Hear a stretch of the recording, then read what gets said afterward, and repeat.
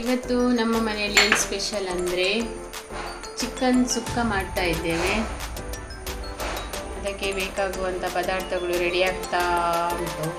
ಚಂದ ಮಾಡಿ ಕ್ಲೀನ್ ಮಾಡಿ ಇಟ್ಟಿದ್ದೇವೆ ನೋಡಿ. ತೊಳೆದೆಲ್ಲ ಕ್ಲೀನ್ ಮಾಡಿಟ್ಟಿದ್ದೇವೆ.